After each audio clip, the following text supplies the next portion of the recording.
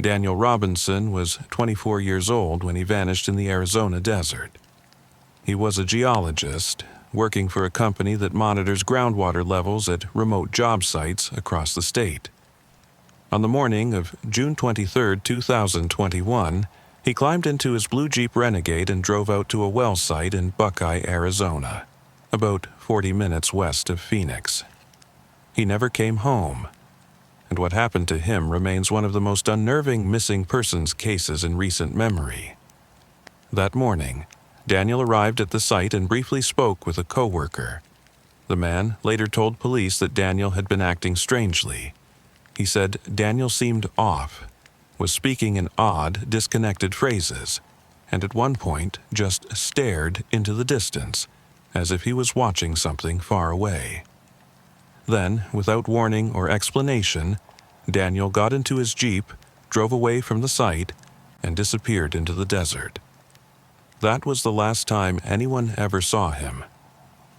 When Daniel stopped responding to texts and calls later that day, his family grew concerned.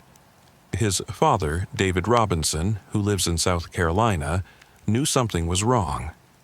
Daniel wasn't the kind of person to just go off the grid. He was responsible, intelligent, close to his family.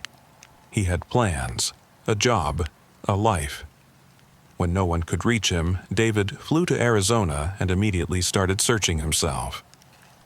But it wasn't until almost a month later, July 19th, that Daniel's vehicle was found. A rancher came across his blue Jeep at the bottom of a ravine, nearly 4 miles away from the well site. The car had clearly crashed. Lying on its side, windshield cracked, airbags deployed. But the condition of the vehicle wasn't what unsettled investigators. It was what was inside. Daniel's wallet was there, his phone, his keys, even his clothes. His boots were found about 100 feet from the crash site. The Jeep's black box showed that the car had been turned on and off several times after the crash, and the seatbelt was unbuckled. All of it suggested that Daniel had survived the crash, gotten out of the car, and walked away. But from that moment on, there's been no trace of him. No one has seen him. No one has heard from him. His phone went dark.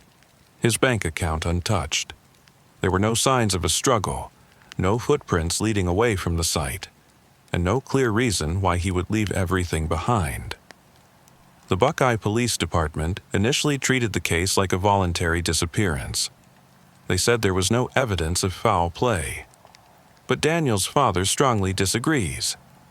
He believes his son met with foul play, or that something else happened out there, something no one has been able to explain. He hired a private investigator. He organized search parties. He brought in drones and sonar.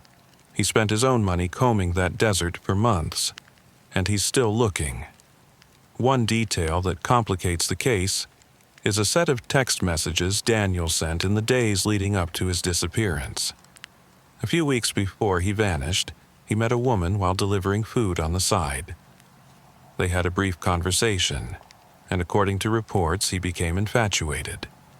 He sent her messages that grew increasingly intense, even though they'd only met once. One message reportedly said, "I love you." The woman became uncomfortable and eventually told him to stop contacting her. Some have pointed to these messages as a sign that Daniel was experiencing a mental health crisis.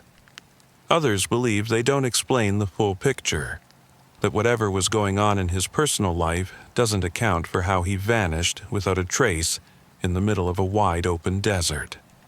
And how, after years of searching, not a single clue has surfaced beyond that crash site. Daniel's case hasn't received the kind of national attention that others have. His family believes race may play a role in that missing black men don't get the same urgency or media spotlight, and it's hard to ignore how quickly the coverage faded after those first few months. But Daniel's father never stopped. He runs a website, he holds press conferences, he begs for help, and every time he's interviewed, he says the same thing. He just wants answers. Any answers, good or bad. It's been more than 2 years now. No remains have ever been found.